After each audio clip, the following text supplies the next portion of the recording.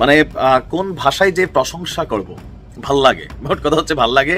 এই ভালো লাগাটার কারণ কি দেখেন, সাহস তো পুরো কলিজা ভর্তি আছে, বাট আপনাদেরকে আজকে আরেকবার তাদের সাহসের জায়গাটা দেখাচ্ছি কোন লেভেলে খেলতেছে। তো এরকম মানুষই আমরা চাই কোথাও না কোথাও। ধন্যবাদ দেই ডক্টর ইউনূসকে। বাপের উপরেও বাপ থাকে, আর চিরদিনের জন্য বাংলাদেশের অভ্যন্তরে খতম হচ্ছে ভারতের নাক গলানো। ট্রান্সশিপমেন্ট সুবিধা বাতিল করে ভারত ভেবেছিল বিপাকে পড়বে বাংলাদেশ, তবে ডক্টর মোহাম্মদ ইউনূস 24 ঘন্টা না পেরোতেই মজার খবর দিতেছি আজকে আপনাদের। এটা শুনে অনেকেই খুশি হবেন। বাংলাদেশের মানুষের জন্য এর চেয়ে সুখের খবর আর কি হতে পারে যে আমি চলতি মাসেই পাকিস্তানের পররাষ্ট্রমন্ত্রী এবং সচিব আসছেন। বলা হচ্ছে যে 54 বছরে এই প্রথম এতটা নাটকীয় মোড় নিয়েছে বাংলাদেশ পাকিস্তান সম্পর্ক। আমরা ভারতের উপর ক্ষোভ ঝালটা মিটাইতে পারবো। পিনাকি ভট্টাচার্য একা বিএনপিকে একদম খেয়ে দিচ্ছেন, বিএনপিকে শেষ করে দিচ্ছেন। যে বিএনপি শেষ, এই বিএনপি আর ঘুরে দাঁড়াতে পারবে না, বিএনপির কোনো ভবিষ্যৎ নেই। দেখেন, পিনাকি ভট্টাচার্য এবার বিএনপির এমন জায়গায় হাত দিয়েছে, এই বিএনপি আর ঘুরে দাঁড়ানোর কোনো সম্ভাবনা কিংবা সুযোগ নেই। ডক্টর মোহাম্মদ ইউনূস কেঁদেছে, ইউনূস বাংলাদেশের নাগরিকদেরকে কাঁদিয়েছে। ডক্টর মোহাম্মদ ইউনূস সমাজের মানুষের চোখ খুলে দিয়েছেন। তার এই ক্রন্দন দেখে আমি কেঁদেছি। একটি নিউজ আসলো যে ডক্টর মোহাম্মদ ইউনূসকে টাইম বোমা দিয়ে হত্যা করার চেষ্টা করা হয়েছিল। ডক্টর ইউনূসকে টাইম বোমা দিয়ে হত্যা করার চেষ্টার কথাটি আজকে বলেছেন। ভারত যত জুলুম করেছে, বাংলাদেশের থেকে যত সম্পদ স্বাধীনতার সময় চুরি করেছে, ডাকাতি করেছে, রাজধানী করেছে, বাংলাদেশের বুদ্ধিজীবীদেরকে হত্যা করেছে, বাংলাদেশে হত্যা চালিয়েছে, 57 জন অফিসারকে খুন করেছে। একবার শুনেছেন মির্জা ফখরুল এটার উপরে কোনো কথা বলেছে? মির্জা ফখরুল এগুলো নিয়ে কথা বলবে? এই যেন একের পর এক ডক্টর মোহাম্মদ ইউনূস সুখবর দিয়ে যাচ্ছে বাংলাদেশের পক্ষ হয়ে। প্রিয় দর্শক বন্ধুরা, আজকের এই ভিডিওর অংশ বিশেষ দেখে কিন্তু আপনারা ইতিমধ্যে বুঝেই গেছেন কেমন হবে আজকের এই ভিডিওটি, কতটা গুরুত্বপূর্ণ এবং চাঞ্চল্যকর। আশা রাখবো সম্পূর্ণ ভিডিওটি দেখে যাবেন, একটু স্কিপ করবেন না। প্রিয় দর্শক বন্ধুরা, আমি আর বেশি কথা বাড়াতে চাচ্ছি না, সরাসরি আপনাদের বিস্তারিত ভিডিওতে নিয়ে যাব। তার আগে আপনাদের কাছে ছোট্ট একটা রিকোয়েস্ট করবো, যারা এরকম ভিডিও দেখতে পছন্দ করেন এই চ্যানেলটি সাবস্ক্রাইব করে পাশে থাকা বেল আইকনটি বাজিয়ে রাখবেন। ইতিমধ্যে যারা সাবস্ক্রাইব করে দিয়েছেন তাদের জানাচ্ছি অসংখ্য ধন্যবাদ। চলুন প্রিয় দর্শক বন্ধুরা, এই ভিডিওটি লাইক করে দিয়ে আমরা বিস্তারিত ভিডিওগুলো মোবাইলের স্ক্রিন থেকে ধারাবাহিকভাবে একের পর এক দেখে আসি। সে হবে সেই ছেলে কবে, কথায় না বড় হয়ে কাজে বড় হবে। এতদিন যাবত আমরা রাজনীতিবিদদের কথা বলতে যতটা দেখি, কাজ ততটা দেখি না। ডক্টর মোহাম্মদ ইউনূসের কড়া সমালোচক হিসেবে কিন্তু আমাদের সবাই চিনেন, বাট আমি আবারও বলি, এমন এমন ধাসু মার্কা কাজ তিনি মাঝে মাঝে করেন যেটা ভাই প্রশংসা না করলে এই ভালো কাজগুলোই হারাই যাবে। মাথায় রাখতে হবে। একটা ওয়ার্ড ইউজ করাইছেন, যখন রাজা ঠিক থাকে তার প্রজারা এমনিই কিন্তু সোজা হইয়া হাঁটা লাগে। যেমন আমি ছোট্ট একটু উদাহরণ দিয়ে আসল ঘটনা যাচ্ছি। আমাদের স্বরাষ্ট্র উপদেষ্টা কালকে দেখেন লাল গালিচার বিছানা ছিল সংবর্ধনার জন্য, এমন বকা দিছে থানার ওসি সহ। আবার আরেকজনটা কইছে 7 দিনের ভিতরে যদি ড্যাম রিপেয়ার না হয় আপনারই রিপেয়ার কইরা দেবো, আর্মি অফিসার সাবেক আছে। যাই হোক, আমাদের আলোচনা হচ্ছে আজকে বিদ্যুৎ এবং জ্বালানি উপদেষ্টা মোহাম্মদ ফাউজুল কবির খান যে কথা বলেছেন, এরকম মানুষই আমরা চাই কোথাও না কোথাও। তিনি বলছেন গ্রীষ্ম মৌসুমে যাতে লোডশেডিং কম হয় সেই জন্য সর্বোচ্চ চেষ্টা করছে সরকার। তবে যদি লোডশেডিং হয়, এতদিন লোডশেডিং শুনতো কারা? গ্রামে, মানে আমাদের পরিবার যারা অনেকেরই যারা গাঁও গ্রামে থাকে, প্রবাসীদের পরিবার ম্যাক্সিমামই গ্রামে ভাই লোডশেডিং, ঘন ঘন লোডশেডিং, 24 ঘন্টার মধ্যে 8-10 ঘন্টা তো থাকেই না, এটা ঘন ঘন। এটা বেশ কিছু কারণও আছে। সরকারের বক্তব্য থাকে যে ভর্তুকি দিতে হয়, তারপর হচ্ছে ওই সময় সেচ প্রকল্প পাম্পগুলা চালাইতে হয়, এই কারণে বিদ্যুৎ কম ব্যবহার মানে সুযোগ হয়। বাট শহরে কারেন্ট যায় না, এটা দেখে আমরা বড় হয়েছি। কারেন্ট যাওয়া মানে গ্রাম অঞ্চলে যাবে, but this is the very first time সরকারের একজন এত বড় উপদেষ্টা তিনি বলছেন যদি লোডশেডিং হয় আগে ঢাকা শহরে হবে। যোগ করতে পারতেন যে যমুনা দিয়া হবে, গুরুত্বপূর্ণ বাসভবনের অংশ ছাড়া। মন্ত্রী এমপিদের ঘরে আগে হওয়া উচিত, কয়টা এসি চলে এগুলোর খবর নেওয়া উচিত। কারণ সরকারের পক্ষ থেকে বলা হয়েছে যে অফিসে বেশি তাপমাত্রা 25-এর যদি মানে ডাউনে নেয় তাহলে এসির কানেকশন বন্ধ করে দিবে। 25-এর কম যদি কেউ এসিতে মানে টেম্পারেচার নামাই দেয়, ঠিক আছে? কারণ এটা ওভার কোল্ড একটা সিচুয়েশন হয়, অনেক পরিমাণ বিদ্যুৎ খরচ হয় রাষ্ট্রের। তো তিনি বলছেন যে এবার যদি লোডশেডিং আগে ঢাকা শহরে হবে, পরে দেশের অন্য জায়গায় হবে, আগের মতো শুধু গ্রামে হবে না। খুবই সুন্দর বক্তব্য, 2-4টা লাইনে যথেষ্ট, আমি বুঝছি। তো তিনি বলছেন 2টি কারণে বিদ্যুৎ চলে যেতে পারে। উৎপাদন কম হলে যদি লাইন বন্ধ করে দেওয়া হয় তখন সেটি লোডশেডিং, আর ঝড় বৃষ্টি সহ বিভিন্ন কারণে যদি ফিউজ চলে যায়, ট্রান্সফরমার নষ্ট হয়, সেটা ওই বিদ্যুৎ বিভ্রাট। তো এই গরমকে মাথায় রেখে রমজানে মানুষ নিরবচ্ছিন্ন মোটামুটি বিদ্যুৎ পাইছে, তাও 2-3 ঘন্টা লোডশেডিং হয়েছে, সেটা আমরা মেনে নিতে পারি, okay fine. But long term, লম্বা সময় সকালে যায় বিকালে আসে না, এরকম লোডশেডিং কিন্তু এবার রমজানে হয় নাই। এবং আগামী গরমটা মানে অলরেডি বাংলাদেশে গরম চলতেছে অনেক জায়গায়, তো এই গরমের সময় বিদ্যুৎ ব্যবহার বাড়ে, এসি টিভি ফ্রিজ গণহারে এগুলো চলে, চার্জার ফ্যান ট্যান অনেক কিছু আমরা ইউজ করা লাগে, তো এগুলো বিদ্যুৎ খায়। সরকার ইতিমধ্যেই নিরবিচ্ছিন্ন বিদ্যুৎ সার্ভিসের জন্য সর্বোচ্চ পরিমাণ চেষ্টা করছে। তারপরে বলছে যদি লোডশেডিং হয় প্রথমে আমরা ঢাকায় দিব, পর অন্য জায়গায়। কেন? ঢাকা শহরে এমনও বাড়ি আছে এক ঘরে 5টা এসি চলে, কারণে অকারণে চলে, বাড়ি ভর্তি লাইটিং, ভাই দুনিয়ার পয়সারা খরচ করে। এই বিদ্যুৎ কই থেকে দেয়? বিল দেয় না তা না, কিন্তু বিল দেয়। তারপরেও একজন মানুষ প্রয়োজনে গ্রামের মধ্যে সে বিদ্যুৎ পাচ্ছে না। কলকারখানাগুলোকে বিদ্যুৎ দেওয়া উচিত, অবশ্যই উন্নয়ন করতে গেলে বিদ্যুৎ সেক্টর এই জায়গাতে শক্তিশালী হতে হবে। তা আমি ধন্যবাদ দিই এই জায়গায় যে প্রথম, মানে আমরা গরিব জাতি তো ছোট ছোট শব্দ শুনলে খুশি হয়ে যাই, কার্য করি তার আগে প্রশংসা করি, বাট কথা অনুযায়ী কাজ না হলে আমরা সমালোচনা করবো। মির্জা ফখরুল সালাউদ্দিনের পাশে দাঁড়ায় দাঁড়ায় বক্তৃতা দেয়, কিন্তু একবার বলতে শুনেছেন সালাউদ্দিন বলছে আমার গুম করে নিয়ে গেছে ইন্ডিয়া? একবার বলছে? আমি শুনি না, সালাউদ্দিন বলতেছে না, কারণ আসলে তো তাকে গুম করে নিয়ে 7 বছরের ট্রেনিং করাই দিছে। যেই ট্রেনিং এর জন্য সে যোগ্যতা অর্জন করছে এখন বিএনপি পরবর্তী মহাসচিব হওয়ার। দর্শক বিন্দু কথাটা ভুলে যান না, আমি যোগ করছি না। আপনারা মির্জা ফখরুল ইসলাম আলমগীরকে কখনো শুনেছেন যে আল্লামা দেলোয়ার হোসেন সাইদির সাক্ষী তাকে ভারতে কিডন্যাপ করে নিয়ে গেছে? ভারতে, বাংলাদেশ থেকে কিডন্যাপ করে সব ভারতে পাওয়া যায়। ভারত যত জুলুম করেছে, বাংলাদেশের থেকে যত সম্পদ স্বাধীনতার সময় চুরি করেছে, ডাকাতি করেছে, রাজধানী করেছে, বাংলাদেশের বুদ্ধিজীবীদেরকে হত্যা করেছে, বাংলাদেশে হত্যা চালিয়েছে, 57 জন অফিসারকে খুন করেছে। একবার শুনেছেন মির্জা ফখরুল এটার উপরে কোনো কথা বলেছে? আমি শুনি নাই। মির্জা ফখরুল এগুলো নিয়ে কথা বলবে না, কিন্তু মির্জা ফখরুল কয়েকদিন আগে কি নিয়ে কথা বলছে একটু শুনতে চান? শুনেন। পাকিস্তান সেনাবাহিনী সেই হত্যাযজ্ঞ করেছিল, তার জন্য আজ পর্যন্ত কিন্তু ক্ষমা চায় নাই। গণহত্যা করেছিল, লক্ষ লক্ষ মানুষকে হত্যা করেছিল, তার জন্য পাকিস্তান এখন পর্যন্ত কিন্তু বাংলাদেশের কাছে ক্ষমা প্রার্থনা করে নাই। বন্ধুগণের কথাগুলো কেন বলছি? কারণ এখন পরিবেশ তৈরি হয়েছে, কিছু কিছু মানুষ, কিছু কিছু দল, কিছু কিছু গোষ্ঠী একটা বোঝানোর চেষ্টা করছেন যে 71 কোনো ঘটনাই ছিল না।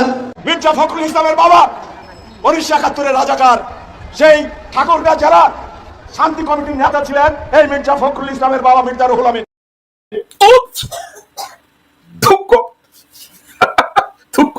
ভাই ভুল হয়ে গেছে।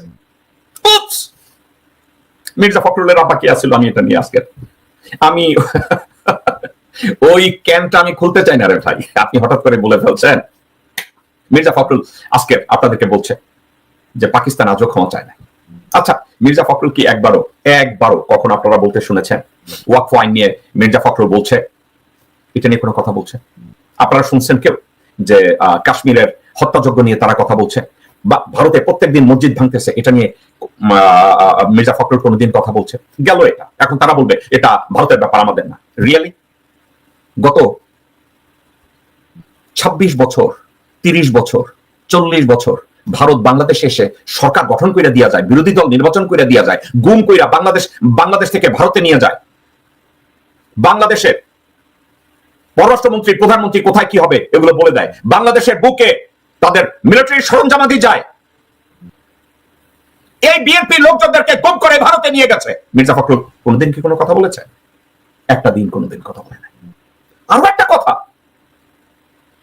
তারেক রহমান আর বেগম জিয়া তাদেরকে কি কোনোভাবে কেউ হানি ট্র্যাপ বা মানি ট্র্যাপ করে রেখেছে, বা মির্জা ফখরুল রেখেছে যে এই বুড়ো হাবড়া, যার হওয়া উচিত একটা প্রাইমারি স্কুলের টিচার, তাকে কেন এখনো এই মহাসচিব? গত 17 বছরের ব্যর্থ, ইনডিসিসিভ, কনফিউজড, অসৎ, মিথ্যাবাদী একটা খাটাসকে এখনো মহাসচিব করে রেখেছে। এই খাটাস আজকের এক কথা বলে, কালকের আর এক কথা বলে, মিথ্যা কথা বলে।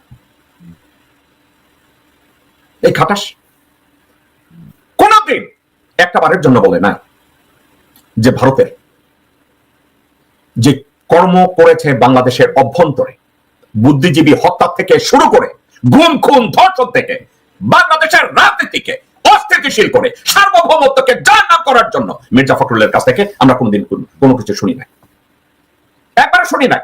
মির্জা ফখরুল এটা নিয়ে কোনো কথা বলবে না। ডক্টর মোহাম্মদ ইউনূস কেঁদেছে। ইউনূস বাংলাদেশের নাগরিকদেরকে কাঁদিয়েছে। আমরা সাম্প্রতিক সময় তাকে আমাদের বাংলাদেশে যে বিজনেস ম্যানদেরকে নিয়ে একটি অনুষ্ঠান চলছে, সেই সামিটের অনুষ্ঠানে 1974 সালের দুর্ভিক্ষের কথা বলতে গিয়ে ডক্টর মোহাম্মদ ইউনূসের চোখে পানি দেখেছি, তার চেহারার মধ্যে ক্রন্দনের ছাপ দেখেছি, তার হৃদয়ের ভিতর থেকে এক ধরনের রক্তক্ষরণ আমরা দেখতে পেয়েছি। হ্যাঁ, এটাই ডক্টর মোহাম্মদ ইউনূস, যিনি একই মঞ্চে দাঁড়িয়ে বীর দর্পে বক্তব্য দিতে জানেন, আবার একই মঞ্চে দাঁড়িয়ে দুঃখিত মানুষের পক্ষে কথা বলতে গিয়ে ক্রন্দন করতে জানেন। একজন ভালো মানুষের পরিচয় এটাই, আপনাকে যখন কাঁদতে হবে তখন আপনি কাঁদবেন, যখন হাসতে হবে আপনি তখন হাসবেন, যখন আপনাকে কঠোর হতে হবে আপনি তখন কঠোর হবেন। ডক্টর মোহাম্মদ ইউনূস কেন ৭৪-এর দুর্ভিক্ষ নিয়ে কান্না করলেন? কারণ এই ৭৪-এর দুর্ভিক্ষ আপনি আমি দেখি নাই, কিন্তু ডক্টর মোহাম্মদ ইউনূসের চোখের সামনে এই ৭৪-এর দুর্ভিক্ষ চোখের সামনে থেকে তিনি দেখেছেন। তিনি দেখেছেন বাংলাদেশের মানুষের ভয়াবহতা, তিনি দেখেছেন বাংলাদেশের মানুষের খাদ্যের সমস্যা, না খেয়ে হাজার হাজার মানুষের মৃত্যু তার চোখের সামনে দেখেছেন। সে কারণেই ডক্টর মোহাম্মদ ইউনূস কেঁদেছেন।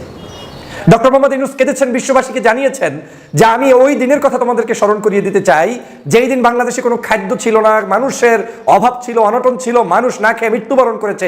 সেই বাংলাদেশের এখন একজন চিফ অ্যাডভাইজার তোমার সামনে আমি কথা বলছি, সে হচ্ছে Nobel laureate doctor Mohammad Yunus. বিশ্ববাসীকে দেখিয়ে দিয়েছেন যে 1974 সালে কিছু অমানুষদের কারণে বাংলাদেশের মানুষগুলো না খেয়ে থেকেছেন, কিন্তু এখন এই বাংলাদেশে কিছু মানুষ আছে বিধায় 53-54 বছর পরেও আমরা হয়তো নতুন উদ্যমে দেশকে এগিয়ে নিয়ে যাচ্ছি। ডক্টর মোহাম্মদ ইউনূস সমাজের মানুষের চোখ খুলে দিয়েছেন। তার এই ক্রন্দন দেখে আমি কেঁদেছি, সত্যিই কেঁদেছি। তার এই ক্রন্দন দেখার পরে আমার কাছে সেই 1974 সালের বিভৎস চিত্রগুলো আবার চোখের সামনে এসেছে, যেগুলো পত্রপত্রিকায় বই পুস্তকে পড়ে জেনেছি, চোখের সামনে সেগুলো ছলছল করে ভাসছে। কত বড় কঠিন পরিস্থিতি ছিল। 74 সালের মানুষ খেতে পারতো না, আর শেখ পরিবার তার 54 পাউন্ড কেক দিয়ে শেখ মুজিবের জন্মদিন পালন করত। এই কেক বিতরণ করে নিজেরা উল্লাস প্রকাশ করত, আর তখন মানুষ না খেয়ে থাকতো। এমনকি এই বার্থডেগুলোতে, জন্মদিনে শেখ মুজিবুর রহমান নিজে উপস্থিত থাকতেন। এটাই ছিল 1974।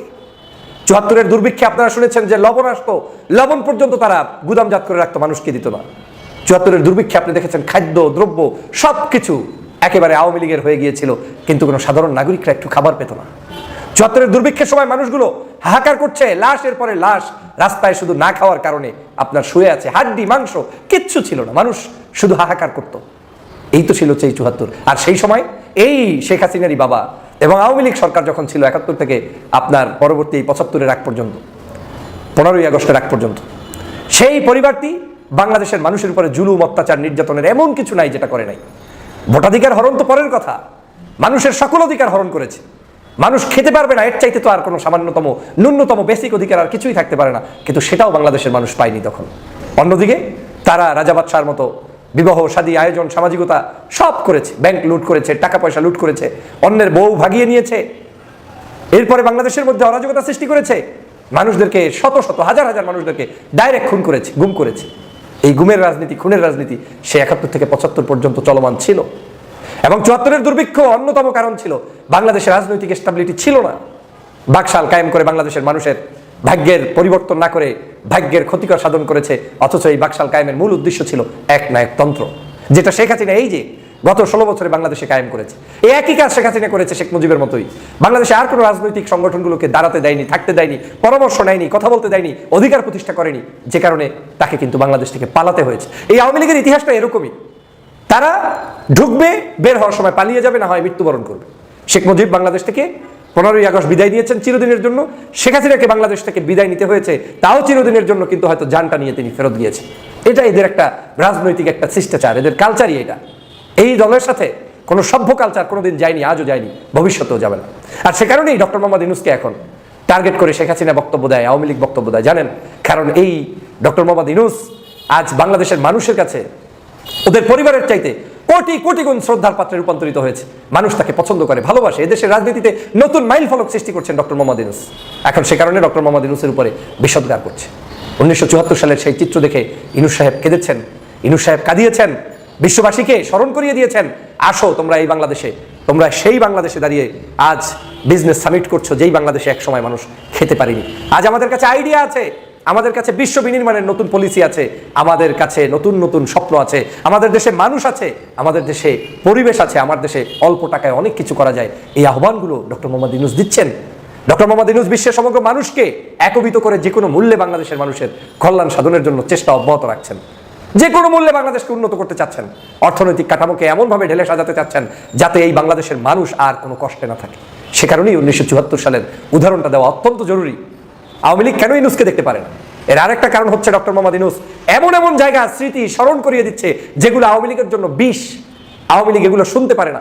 এমন কোন জিনিস ডক্টর মোহাম্মদ ইউনূস দিয়ে দিচ্ছেন যেই জিনিসগুলো দেখলে আওয়ামী লীগের শরীরের মধ্যে জ্বলন্তি তৈরি হয়। কেউ বলছে না যে কথা, সে কথা ইউনূস সাহেব বলে ফেললে আওয়ামী লীগের মাথা তো নষ্ট হবেই। সে কারণে আওয়ামী লীগ এখন এই ডক্টর মোহাম্মদ ইউনূসের 1974 সালের সেই দুর্ভিক্ষের কথার ক্রন্দনকে অট্টহাসিতে রূপান্তরিত করতে চায়। কিন্তু দেখেন, আওয়ামী লীগের লোকেরাই এখন অনেকেই বলা বলি শুরু করেছে যে আমাদের ত্রুটি আছে অনেক, আমাদের ভুল আছে অনেক, আমরা অনেক কিছু চুরি ডাকাতি করেছি। ডক্টর মোহাম্মদ ইউনূস তিনি এই রমজানেও নিরবচ্ছিন্ন বিদ্যুৎ ব্যবস্থা বাংলাদেশের মানুষের কাছে দিয়েছে এবং বাংলার মানুষ সেখানে সুন্দরভাবে সবকিছু পেয়ে যাচ্ছে, খাদ্য দ্রব্য সবকিছু সঠিকভাবে পাচ্ছে। এই যে একটা সুন্দর বাংলাদেশ, সেটা আজকে কিন্তু তারাও অনুভব করছে। অতএব এই বাংলাদেশকে বিনির্মাণ করতে আমাদেরকে ভালো মানুষ দরকার, ভালো মানসিকতার দরকার। আমরা যে সত্যিই জয়ী হওয়া সম্ভব, সত্যিই আমরা বিজয়ী হতে পারি, এর অন্যতম কারণ আপনাদেরকে যদি বলি, সেটা হচ্ছে আমরা মানব সম্পদকে কাজে লাগাতে যদি পারি, তাহলেই সত্যি বিজয়ী হওয়া সম্ভব। প্রিয় দর্শক, আমরা যখন সহজভাবে সবকিছু ভাবছি, তখন একটি নিউজ আসলো যে ডক্টর মোহাম্মদ ইউনূসকে টাইম বোমা দিয়ে হত্যা করার চেষ্টা করা হয়েছিল। ডক্টর ইউনূসকে টাইম বোমা দিয়ে হত্যা করার চেষ্টার কথাটি আজকে বলেছেন আন্তর্জাতিক অপরাধ ট্রাইব্যুনালের প্রধান প্রসিকিউটর অ্যাডভোকেট তাজুল ইসলাম। তাও বলেছেন আমার দেশ পত্রিকার একটি লাইভ টক শোতে। প্রিয় দর্শক, আমার দেশ পত্রিকার লাইভ টক শোটি কিছুক্ষণ আগে হয়েছে এবং সেই টক শোটি শুনে সেখান থেকে তথ্য নিয়ে আপনাদের সাথে এটা শেয়ার করছি। যখন ডক্টর মোহাম্মদ ইউনূস স্যার প্রায় 7 মাসের মতো সময়ের পরে গিয়ে আয়নাগর পরিদর্শন করতে যাবেন, আয়নাগর পরিদর্শন করার আগ মুহূর্তে সেই আয়নাগরগুলা দেখার জন্য গিয়েছিলেন অ্যাডভোকেট তাজুল ইসলাম এবং তার টিম। তার টিম সহ দেখার জন্য যাওয়ার পরে তিনি একটি জায়গায় দেখতে পেলেন একটি বালতির মধ্যে কি যেন জিনিসপত্র আছে। ওই বালতিটি ওনার টিমের সদস্যরা যখন উল্টাচ্ছিলেন, তখন দেখতে পেলেন একটি কেবেলের সাথে আরেকটি কেবেল জোড়া দেওয়া এবং একটি টাইম বুমের যেই টাইমিং সিস্টেম আছে, ওই সিস্টেম সহ 5টি বোমা একসাথে দেখতে পান। সেটা দেখার পরে তাড়াতাড়ি তারা সেখান থেকে সরে পড়েন এবং সেই বিল্ডিংটি সিলগালা করে দেন। সিলগালা করে দেওয়ার পরে র্যাবকে সেটা জানানো হয়। পরদিন র্যাবের বোমা বিস্ফোরণের যেই উচ্চ লেভেলের পারদর্শীরা আছে, তারা সেখানে যান এবং সেখানে গিয়ে তারা 5টি বোমা এনে 5টি বোমা নিষ্ক্রিয় করেন। এই ঘটনাটি ঘটেছে যেদিন ডক্টর মোহাম্মদ ইউনূস স্যার সেই আয়নাগর পরিদর্শন করতে যান তার কয়েকদিন আগে। প্রিয় দর্শক, তার কয়েকদিন আগে ঘটনাটি ঘটলে আজকে কেন উনি বলছেন এবং এখন কেন উনি বলছেন? এখন এই কারণে বলছেন যে তখনকার সময়ে বিষয়টা যদি জানাজানি হতো, ডক্টর মোহাম্মদ ইউনূস স্যারের আয়নাগর পরিদর্শনটা ব্যাঘাত সৃষ্টি হতো এবং সেই ধরনের বিষয় নিউজ হলে কেউ উনার পক্ষে বিপক্ষে বিশাল আলোড়ন সৃষ্টি হতো। সেই কারণে উনার না যাওয়ার বিষয়টাই সিদ্ধান্তে আসতো। তাই এখানে গোপনীয়তা রক্ষা করে সরকারের সর্বোচ্চ সিকিউরিটি নিয়ে তারা ডক্টর মোহাম্মদ ইউনূস স্যার সহ উপদেষ্টাদের কয়েকজন সহ এবং আয়নাগরে যারা বন্দী ছিলেন সেই বন্দীরা সহ অনেকেই সেখানে গিয়েছিলেন। প্রিয় দর্শক, আমরা আজকের এই লোমহর্ষক কথা থেকে তাজুল ইসলাম সাহেব বললেন যে শত্রুরা থেমে নেই, শত্রুরা এখন বস্তা বস্তা টাকা খরচ করছে কিভাবে আন্তর্জাতিক অপরাধ ট্রাইব্যুনালের কার্যক্রমটা বন্ধ করে দেওয়া যায়, কিভাবে এই ট্রাইব্যুনালে যারা কাজ করেন তাদেরকে ক্ষতিগ্রস্ত করা যায়। তারা হুমকিতে আছেন, তারা অনেকটাই সিকিউরিটি মানি থাকার পরেও যেন অনেক সিকিউরিটির অভাব আছে তাদের জন্য। বাংলাদেশে আমরা জানি যে গণবসতি, দেশের মানুষ রাস্তাঘাটে যানজটে বিভিন্নভাবে বিভিন্ন সময় তাদের বিভিন্ন জায়গায় যেতে হয়। সেই কারণে তাদের উপরে রয়েছে দুষ্কৃতিকারী সেই আওয়ামী লীগের বিভিন্ন মহল থেকে এবং ভারতের পক্ষ থেকে তাদেরকে কিভাবে হত্যা করা যায় বা তাদেরকে কিভাবে শেষ করে দিয়ে এই আয়নাগর প্লাস এই আন্তর্জাতিক অপরাধ ট্রাইব্যুনালের কার্যক্রম বন্ধ করে দেওয়া যায়। প্রিয় দর্শক, এই সমস্ত বিষয়ের মাঝখানে যদি কেউ বলে ওঠে আমরা ইউনূস সরকারকে চাই না, নির্বাচন চাই, জলদি নির্বাচন দিয়ে রাষ্ট্র ক্ষমতা, রাষ্ট্রের পরিবর্তন করতে হবে, তাহলে এই বোমের সাথে জলদি নির্বাচন, তাড়াতাড়ি নির্বাচনের কোনো যোগসাজ আছে কিনা সেটা কিন্তু এখন ভেবে দেখতে হবে।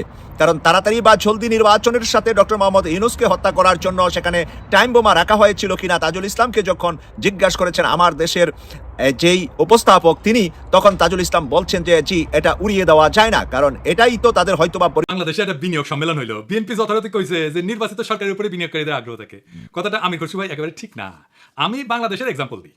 2007-8 সালে তখন তো 111 সরকার আপনাদের পাশে লাথি দেখা দিয়ে তারপরে আসছিল, অনির্বাচিত সরকারই তো ছিল। এফডিআই প্রবাহ প্রায় $1 বিলিয়ন ছাড়া যায়, এটা একটা রেকর্ড ছিল।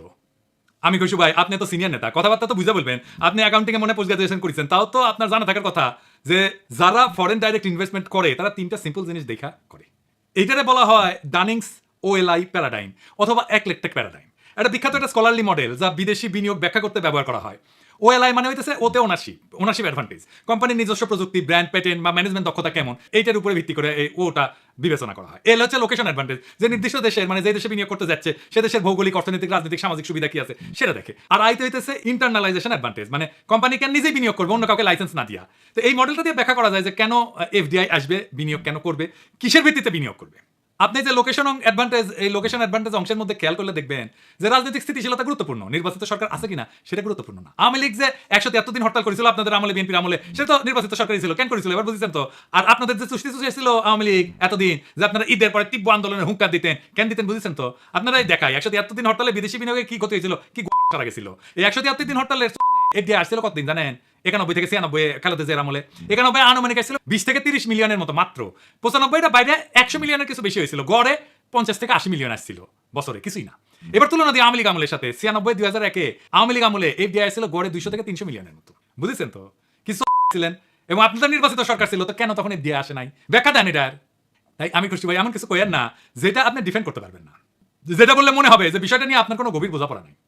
তো বিনিয়োগ সম্মেলন নিয়ে আমি বাকশালীদের পুচ্ছে আগুন ধরবে, ধরাটাই স্বাভাবিক। দেশের উপকার হইলে, দেশ আগায় গেলে তো ওদের সমস্যা। কিন্তু মনে হচ্ছে বিএনপি নয় বুদ্ধিজীবীদের ভালো লাগে নাই যে এমন একটা সফল সম্মেলন হইলো। তো দেখলাম ডাক্তার জাহেদ খুব তুচ্ছতা ছিল করে একটা ভিডিও করেছে যে বাংলাদেশে কে বিনিয়োগ করবে, গ্যাস নাই, পাওয়ার নাই, রিজার্ভ নাই, ইত্যাদি ইত্যাদি মেলা কিছু। আর কি বলবো, ডাক্তার জাহেদ যদি সবকিছু নিয়ে মতামত দিতে যায় তাহলে তো মুশকিল। বিজনেসটা রাজনীতি না ডাক্তার জাহেদ, এটা একটা স্পেশালাইজ স্কিল। আমি ভাবছিলাম যে বাংলাদেশ কোথায় যাবে, যে কথা আশিক বলিছে সেটা আরো স্পষ্ট করবো, কিন্তু আমার মনে হইতেছে যে ডাক্তার জাহেদের কথার উত্তর দিই। তার আগে আরেকটা কথার উত্তর দেওয়ার দরকার আছে, কারণ আবার আজকে দেখলাম যে 2 সাংবাদিক, এক ডাবল ড্রপ আউট আর এক অনুসন্ধানী, আবার সেই অনুসন্ধানীর পর শেয়ার দিচ্ছে এক বিশিষ্ট বিজ্ঞ বিরিয়ানির দোকান থেকে চান্দা নেওয়া পাবলিক। তারা কইছে যে ইজ অফ ডুইং বিজনেস নাকি ভালো না বাংলাদেশে, তাই এসব কইরা বিনিয়োগ আসবি না, বিনিয়োগ করে কথা শুনলে আসবি। হ্যাঁ, আর কিবা মেলা কিছু কইছে, ইংরেজি যেহেতু কইছে তাহলে ঠিকই কইছে। তাই হয়েছে কি, বাংলাদেশের সাংবাদিকদের কারো কারো হারকিউলিস হওয়ার শখ জাগে, মানে সে সবার বেশি বুঝে, মহাকাশ বিজ্ঞান থেকে ফিলোসফি, কৃষি থেকে শিল্প, বাণিজ্য থেকে সমাজ বিজ্ঞান, ডাক্তারি থেকে প্রকৌশল, রাজনীতি থেকে রাজনৈতিক, কূটনীতি, কোনো কিছুই তাদের জ্ঞান থেকে বাদ যায় না, খালি নিজের প্রাতিষ্ঠানিক লেখাপড়াটা শেষ করতে পারে না আর কি। আর নিজের ভিতরের অন্তঃসার শূন্যতা, মূর্খতা আর অসভ্যতা মাঝে মাঝে ফসাদ কইরা বের হয়ে যায়। ভিন্ন ধর্মের মানুষকে কাফের বিলা গালি দেয়, ওর বস তো কাফের একটা। আমার কাছে থেকে একটা জিনিস আমাকে মেলা রিকোয়েস্ট করে মেল দিছিল, ওর বসে কপি দিয়া, তাই ওর বসের নাম জানি, ওর বস তো কাফের, ওর হিসাবে কাফের। তো ওই বসের কথা উঠে বসে কেন, ওই লন্ডনে থাকি বা কেন, ওটা তো কাফের দেশ। মানিক বন্দ্যোপাধ্যায় ইনকা মানুষের জন্য প্রাগৈতিহাসিক বলে একটা গল্প লিখেছিল। গল্পটা কি, এটা মজার গল্প, ওটা কয়ে নি। ডাকাতি করতে যে আওতায় লুলা হয়ে যায়, নাম ভিকু। তারপরে ভিক্ষা করা ধরে, এই যে কচু খেতে যেমন মোটা আজিজের সাথে ব্যবসা করতে গিয়ে ধরা খেয়েছিল না, তারপর অনুসন্ধানে চাইছে, তার সাথে মিল আছে কলে। তো ওই একই জায়গা এক স্বামী স্ত্রী ভিক্ষা করে, ওই ভিখারি মাইয়া, ওই যে স্ত্রী, তার নাম বাসি, ওর পায়ে একটা পচা ঘা আছে, সেটা হইতেছে ওর সম্পদ, ওইটা দেখে ভিক্ষা নেয়। তো ওই যে অনুসন্ধানী সাজা কিছু জিনিসপত্র কাছ থেকে বাগায় না, মানুষের কাছাকাছি যে বাগায় না, ওটাই তার সম্পদ আর কি। তো এক রাতে ভিকু পাসির স্বামীদের মেরে ফেলে, তো পাসি পিঠে তুলে পলাইতেছে, আকাশে সাজ উঠেছে, ওই অন্ধকারে 2 প্রাণী চলিচ্ছে, আর গল্পটা শেষ হইতেছে এইভাবে। বাংলা সাহিত্যের সবচেয়ে চমৎকার গদ্য এটা, সবচেয়ে ক্লাসিক, সবচেয়ে সাহিত্যিক লাইন এগুলো, বলি আপনার শুনেন। হয়তো ওই চাঁদ আর এই পৃথিবীর ইতিহাস আছে, কিন্তু যে ধারাবাহিক অন্ধকার মাতৃগর্ভ হইতে সংগ্রহ করিয়া দেহের অভ্যন্তরে লুকাইয়া ভিক্ষু পাচি পৃথিবীতে আসিয়াছিল, এবং যে অন্ধকার তাহারা সন্তানের মাংসল আবেষ্টনীর মধ্যে গোপন রাখিয়া যাইবে, তাহা প্রাগৈতিহাসিক। পৃথিবীর আলো আজ পর্যন্ত তাহার নাগাল পায় নাই, কোনোদিন পাইবেও না। এই যে অনুসন্ধানী, যে ধারাবাহিক অন্ধকার নিজের মাংসল আবেষ্টনীর মধ্যে লুকাইয়া পৃথিবীতে আসিয়াছিল, লন্ডনের আলো তাহার নাগাল পায় নাই, কোনোদিন পাইবেও না। যাই হোক, কিছু ক্ষেত্রে ইংরেজি যেটা কইছে সেটা ঠিক আছে, ঠিক কইছে। এই যে ইজ অফ ডুইং বিজনেস, এটা সূচক করতো বিশ্বব্যাংক 2021 সালে, এটা বন্ধ করে দেয়। এর প্রধান কারণ ছিল তথ্য জালিয়াতি এবং রাজনৈতিক প্রভাব। চীন, সৌদি আরব এবং আজারবাইজানের র্যাঙ্ক উন্নত করতে বিশ্বব্যাংকের উচ্চ পর্যায়ের কর্মকর্তারা গবেষকদের উপর চাপ দিছিল, তদন্তে অনিয়মের প্রমাণ মেলে। তো তারপরে বিশ্বব্যাংক এই সিদ্ধান্ত নিয়ে 2021 সালে এটা বন্ধ করে দেয় এবং নতুন একটা সূচক তৈরির উদ্যোগ নেয়। নতুন সূচকটা কি? নতুন সূচক হইতেছে বিজনেস রেডি, এটাকে বি রেডি বলে। এটা ওয়ার্ল্ড ব্যাংকের একটা সূচক। 2024 সালে বিশ্বব্যাংক চালু করে বি রেডি, যা ব্যবসা পরিচালনা, পরিবেশ, সক্ষমতা পরিমাপ করে। এই 10টা সূচকের মাধ্যমে এটা মূল্যায়ন করে, যেমন ধরেন ব্যবসা শুরু, কর প্রদান, চুক্তি প্রয়োগ, বৈদেশিক বাণিজ্য, শ্রম নিয়োগ, সম্পত্তি রেজিস্ট্রেশন ইত্যাদি। বাংলাদেশের অবস্থান এই বি রেডিতে কত? বিশ্বব্যাংকের নতুন বি রেডি সূচকে বাংলাদেশ 50টা দেশের মধ্যে 29তম। উইজারে দেখাইছে 5 বছরের পুরানা। হ্যাঁ, 2020 সালে বাংলাদেশের অবস্থান ছিল 190টা দেশের মধ্যে 168তম। তো 50টা দেশের মধ্যে 29তম, এটা ভালো হয়েছে না খারাপ হয়েছে? ভালো হয়েছে, অনেক ভালো হয়েছে না? গুগল করে আর বুদ্ধিজীবিতা কত। বাংলাদেশে বিনিয়োগ আসবে, বিপুল বিনিয়োগ আসবে, কারণ বিনিয়োগ ডেস্টিনেশন হিসেবে বাংলাদেশের অনেক অ্যাডভান্টেজ আছে। আগামী 5 বছরে এই দেশে আপনি চিনতে পারবেন না। আমি একটা এক্সাম্পল দিই। আপনারা জানেন আমি মার্কেটিং এর লোক, আমি মার্কেট অ্যাক্সেসের লোক না। কোম্পানি নতুন কোন মার্কেটে কাজ শুরু করবে সেটা যারা সিদ্ধান্ত নেয়, এটা হচ্ছে মার্কেট অ্যাক্সেসের লোক। আমার কোম্পানিগুলো বাংলাদেশে আসছে, মানে আমি যার জন্য কাজ করি, আমি যেটি চাকরি করি, আমার কোম্পানিগুলো কি জানেন তো? আমি যেটা গ্লোবাল মেডিকেল রিলেশনসে কাজ করি, অনেকে ভাবে আমি কসমেটিক্স নিয়ে কাজ করি। আমি কাজ করি ভিসি ল্যাবরেটরিজ, সেরাবে, স্কিনসিউটিক্যালস, লারোস-পোজে আর স্কিন বেটার সায়েন্স নিয়ে। এই 5টা কোম্পানি আসছে, 5টা বাংলাদেশে। কত চাকরি হবে চিন্তা করেন। আমার এই টিমে রাখছে যারা কাজ করছে এটা নিয়ে। তো এই মার্কেট অ্যাক্সেস নিয়ে পড়াশোনা করা লাগিচ্ছে, পুরো বোঝা লাগিচ্ছে এই জিনিসটা কি। তো আর বাংলাদেশ কেন একটা অ্যাট্রাক্টিভ ডেস্টিনেশন তা বুঝতে পারছি। প্রথমে বলে নি, সব শিল্পে, সব বিনিয়োগে কি এনার্জি বা বিদ্যুতের প্রয়োজন হয়? একটা জাহের। ইনফ্যাক্ট আগামী সম্পদ সৃষ্টি হবে এমন খাত থেকে যেখানে বিদ্যুতের প্রয়োজন বেশি নাই। এটা নিয়ে একটু পরে বিস্তারিত আলাপ করবো, আলাপটা খুব ইন্টারেস্টিং হবে। আগে অন্য একটা জিনিস দেখে নিই, বাংলাদেশে কেন বিনিয়োগ করবে প্রতিবেশী দেশের তুলনায় একজন বিনিয়োগকারী? আপনি যদি বিনিয়োগকারী হইতেন তাহলে আপনি কি করতেন? আসেন এটা একটু বুঝে দেখি। বাংলাদেশে কর ছাড়ের দীর্ঘমেয়াদ আছে। বাংলাদেশে প্রায়োরিটি সেক্টর যেটা নবায়নযোগ্য শক্তি, আইসিটি, ফার্মাসিউটিক্যাল 10 বছর করমুক্ত সুবিধা পায়। ভারত পাকিস্তানের সর্বোচ্চ 3 থেকে 10 বছর সেক্টর ভেদে। 2 নম্বর, রপ্তানিতে উচ্চ নগদ প্রণোদনা আছে। সফটওয়্যার রপ্তানিতে 20% নগদ প্রণোদনা, ভারতে 0.5 থেকে 4.3%, পাকিস্তানের 1 থেকে 5%। এসইজেড যেটা, সেখানে 100% বিদেশি মালিকানা সম্ভব বাংলাদেশে, কোনো স্থানীয় পার্টনারের প্রয়োজন নাই। ভারতের নির্দিষ্ট সেক্টরে নিষেধাজ্ঞা আছে। নারী কেন্দ্রিক প্রণোদনা, 10% নারী কর্মী নিয়োগে 20% কর রেয়াত পাওয়া যায়। প্রতিবেশী দেশগুলোর মধ্যে বাংলাদেশই কেবল এই সুবিধা দেয়। গ্রিন এনার্জিতে বিশেষ সুবিধা, সোলার প্যানেল আমদানিতে 50% ভ্যাট ছাড়, নবায়নযোগ্য প্রকল্পে 10 বছর করমুক্ত। ভারত পাকিস্তানের ট্যাক্স হলিডে কম। আমরা তো জানি বন্ডেড ওয়্যার হাউসের সুবিধা আছে, রপ্তানিমুখী শিল্পের জন্য কাঁচামাল আমদানি শুল্কমুক্ত। ভারতে এটা আছে, কিন্তু খুবই জটিল প্রক্রিয়া। শ্রম খরচ সাশ্রয়ী, ন্যূনতম মজুরি বাংলাদেশে $120 মাসে, ভারতে $220 মাসে, পাকিস্তানে $150। এসইজেড করের হার, এসইজেড ভিত্তিক শিল্পে কর 10 থেকে 12%, ভারতে এটা 15 থেকে 18%, পাকিস্তানে এটা 20 থেকে 30%। ফার্মাসিউটিক্যালসে যে এপিআই উৎপাদনের প্রণোদনা 10 বছর কর মুক্ত, ভারতে এটা সীমিত সুবিধা। আপনি বিনিয়োগকারী হলে কই বিনিয়োগ করতেন? ইন্ডিয়ায়, পাকিস্তানে না বাংলাদেশে? বাংলাদেশের তরুণদের আমি তাই তৈরি হতে বলি, বাংলাদেশে কাজ খুঁজতে আসবে ইউরোপ থেকে। বাংলাদেশে এই জন্যই থামাইতে চায় ইন্ডিয়া, এই জন্যই প্রফেসর ইউনূসকে সরাইতে চায় তাড়াতাড়ি আমাদের বিজ্ঞজনেরা, আমাদের পলিটিশিয়ানরা, বুঝছাও? 2025 থেকে 2041 পুরো বদলে যাবে বাংলাদেশ। কেমনে বদলাবে সেটা বলতেছি। এটা শুরুটা করে দিয়ে যেতে হবে প্রফেসর ইউনূসকে, এটা ফাউন্ডেশন করে দিয়ে যেতে হবে। জিয়ার আমলে বাংলাদেশ কেন সমৃদ্ধি অর্জন করেছিল জানেন? জিয়া নিজে সৎ ছিলেন। প্রধান নেতা সৎ থাকলেই বাংলাদেশের জন্য একটা বড় নিয়ামত। বাংলাদেশের এলিটদের লুটপাট যদি বন্ধ হয় তাহলে দেশ আগে যাবে। প্রধান নেতা সৎ হইলে লুটপাট বন্ধ হয়। দুনিয়াতে বাণিজ্য হয় সম্পদ সৃষ্টির জন্য। যে দেশে সম্পদ যত বেশি, সে দেশ তত বেশি অর্থনৈতিকভাবে মজবুত। এই পৃথিবীর সম্পদ তৈরি এখন স্টিল বা সিমেন্টের উপর দাঁড়ায় তৈরি হয় না, ডেটা বা আইডিয়ার উপর দাঁড়ায় তৈরি হয়। 2025 থেকে 2041 এই সময়টা বাংলাদেশের জন্য ট্রানজিশনের যুগ। আমাদের এই সময় বাংলাদেশকে পুরো বদলাই দিতে হবে। কিভাবে বদলাবো?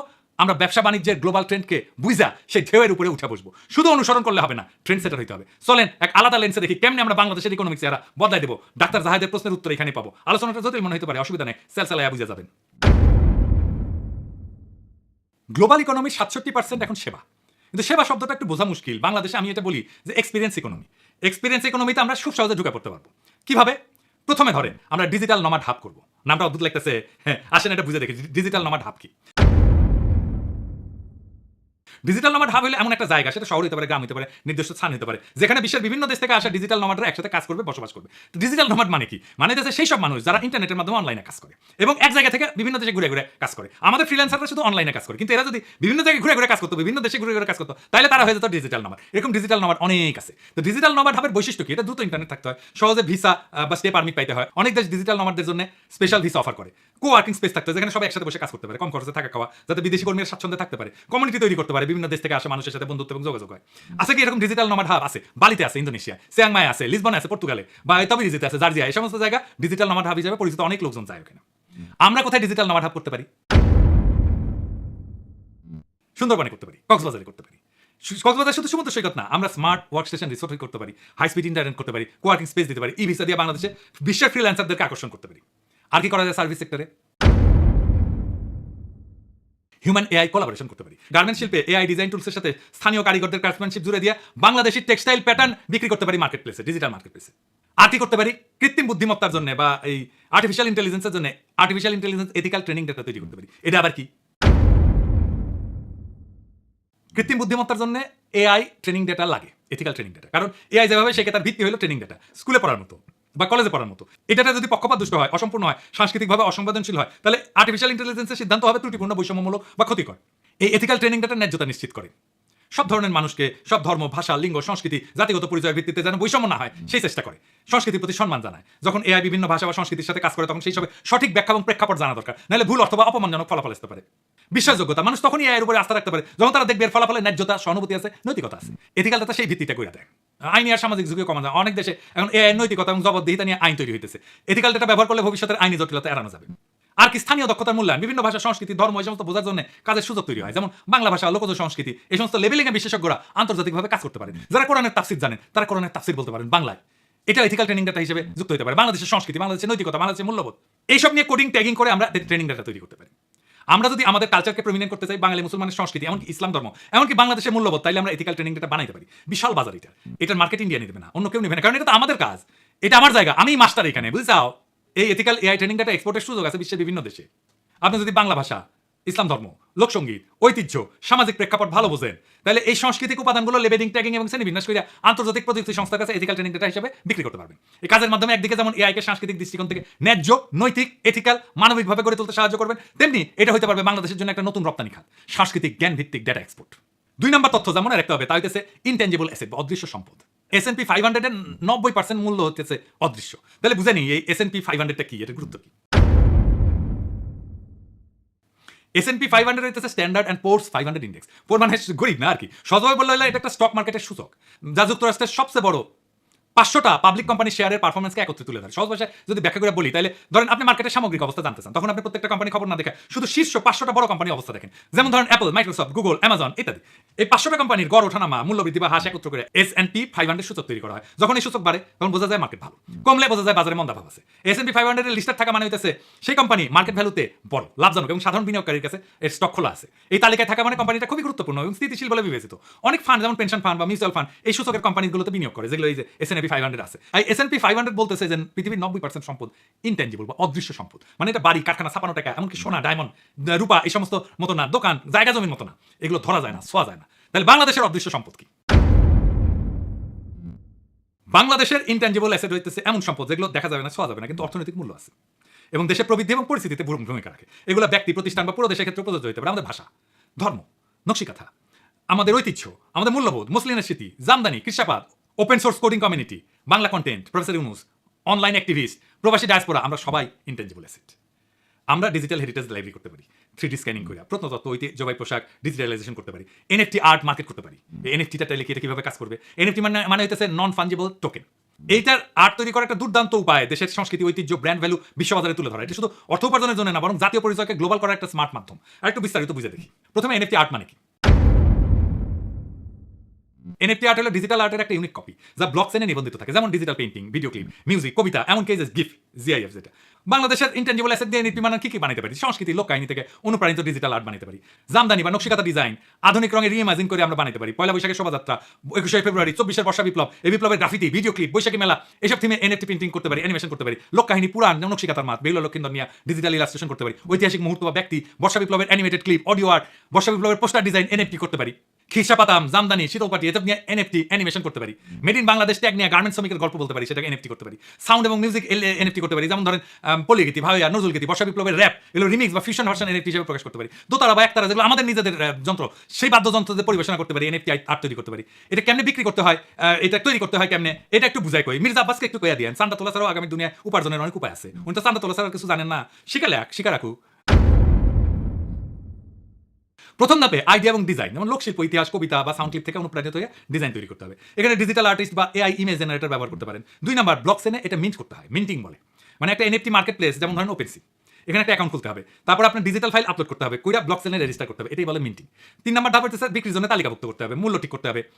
আপনি এটা রয়্যালটি সহকারে বিক্রি করলে কত নেবেন, বিডিং করলে কত, এগুলো ঠিক করলেন। আপনার NFT কে কিভাবে বাংলাদেশকে রিপ্রেজেন্ট করে তা গল্পের মাধ্যমে বলেন। 4 নাম্বার হচ্ছে প্রমোশন, সোশ্যাল মিডিয়াতে তুলে ধরেন। প্রবাসী বাংলাদেশীদের কাছে এবং NFT কালেক্টর আছে, তাদেরকে টার্গেট করে আপনি মার্কেটিং করেন। আমরা মুসলিম নিয়ে দারুণ কাজ করতে পারি, কিভাবে আসেন একটু বুঝে দেখি। প্রাচীন ঢাকায় মুসলিমের হারানো কৌশল ন্যানো টেকনোলজি দিয়ে পুনরুদ্ধার করে একে বিশ্বের লাক্সারি ফ্যাশন মার্কেটে ফিরে আনার প্রকল্প নিতে পারি। ন্যানো মাইক্রোস্কোপি এবং জেনেটিক ইঞ্জিনিয়ারিং দিয়া প্রাচীন সুতা এবং কটন প্রজাতি ফিরে আনতে পারি। ন্যানো স্পিনিং এবং AI ডিজাইন দিয়ে আধুনিক পোশাকে রূপ দিতে পারি। গুচি বা প্রাদা এরকম বিখ্যাত ব্র্যান্ড যেগুলোর সাথে সাথে পার্টনারশিপ করে এক্সক্লুসিভ কালেকশন তৈরি করতে পারি। স্টোরি টেলিং এবং হেরিটেজ ব্র্যান্ডিং দিয়ে উচ্চ মূল্যের বাজারে প্রবেশ করতে পারি। বিশ্ববাজারে মেড ইন বাংলাদেশের মর্যাদা বৃদ্ধি পাবে। তাইলে বাংলাদেশে কারিগর এবং কৃষকের জন্য নতুন কর্মসংস্থান হবে। বছরে বিলিয়ন ডলার আমরা এটা রপ্তানি করতে পারবো। এক কথায় মুসলিমের ইতিহাসকে ভবিষ্যতের প্রযুক্তিতে গাইটা বিলিয়ন ডলারের ইন্ডাস্ট্রি করতে পারি আমরা এখান থেকে। 3 নাম্বার তথ্য মনে রাখতে হবে, তা হইতেছে ক্রস ইন্ডাস্ট্রি ইকোসিস্টেম। সেটা আবার কি তথ্য মনে রাখতে হবে? সেটা হইতেছে 30% গ্লোবাল রেভিনিউ এই ক্রস ইন্ডাস্ট্রি থেকে আসে। কিরকম? যেমন ধরেন টেলিমেডিসিন, এটা ক্রস ইন্ডাস্ট্রি ইকোসিস্টেম। মেডিসিনের সাথে IT একসাথে মিলে টেলিমেডিসিন। এইরকম কি হইতে পারে দেখি আসেন।